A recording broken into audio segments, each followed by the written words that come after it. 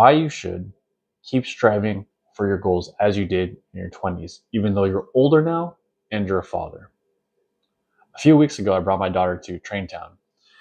We rode a train, and it goes through this little pathway through the woods, past some rivers, and you end at the halfway mark at a petting zoo. On your right, there's a bunch of buildings. On the left, there's a few more buildings, and then there's an array of animals, some goats, some llamas, and a fence, and all the little kids get off, and they all want to go to the petting zoo to see these animals.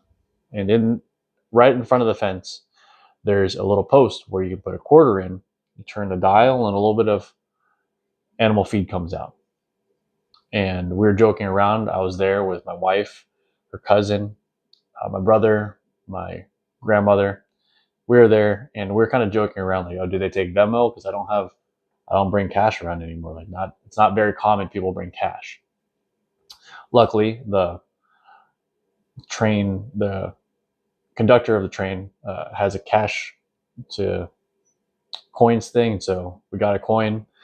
And my brother went out to go get the coins, and I turned around, and my daughter is on the floor. She's excited. She's running around and raving, right? But she's really excited, but she doesn't have any feed. So she's following other kids around and asking them. And she went around to the floor and saw some little bits on the floor, so she was picking up. And I didn't notice until I turned around, but then I saw her doing that, and it brought back a memory for me. And I had to I had to suck back some tears for a second, because I had remembered going back to this train town. I had remembered riding the train, and when I did ride the train, it was the best thing ever. And I held back a tear because I remember going to Train Town, and there were a lot of times where we'd show up, and there were no quarters to feed the animals. And so picking up feed from the floor and asking my friends when we went to Train Town for feed was something that I remember doing. And then it kind of dawned on me. I'm giving my daughter this feed now. Obviously, I'm not just sitting having a long flashback. I give her the feed. She's having a blast feeding the animals. My wife is recording. But it dawned on me that when I was my daughter's age, my parents were just starting out here in America, and my dad had come over here with like $300-400 in his pocket, and that went to rent right away. And now my dad is, I think, one of the highest paid CPAs in California. No, one of the highest paid controllers in California without a CPA. He's getting paid. He's a controller for a company that's well on track to be $1 billion this year. So he's done very, very well. But at the time, he didn't really have that much. And I think what I kind of pieced together was, I think at the time they had just enough to get me into Train Town. They had just enough to get me and my brother tickets to ride the train.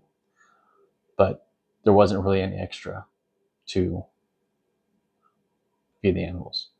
And so that's why I had to go ask friends. And it was very often that a friend would give me half of whatever the little handful was, and we'd both feed the animals.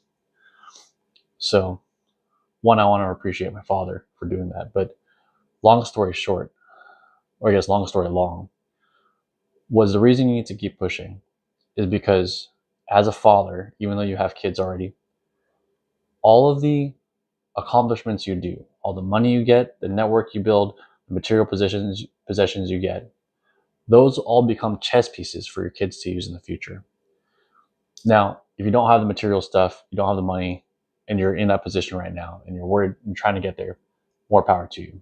But there are things you can instill now that are also pieces that your kids need in the future. And so those can be discipline, good character, integrity, morality, compassion, being polite, etc.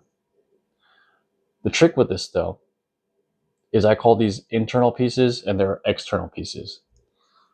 The internal pieces are the character pieces, social graces, the working hard, the discipline, being respectful. Those are all chess pieces you can play. All of them are internal. The external pieces are the money, the network, the business savvy, etc. If you fail on the internal pieces, you lose the external piece. Like if your dad is super business savvy and he gives you the business, but you do not work hard, eventually you just lose the business. Does that make sense? So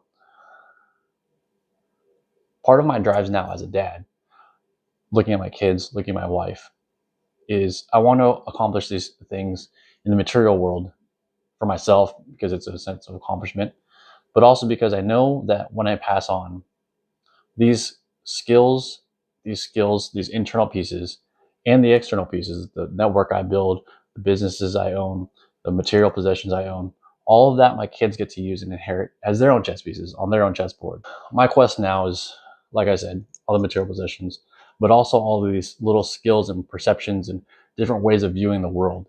So that way I can pass those on to my kids. So that way when my kids enter the world and are entering the workplace and starting to go out on their own, they're not starting with nothing. They're not starting with only a few internal pieces. They have both a good set of internal pieces, and I can give them a set of external pieces to play the chess game with.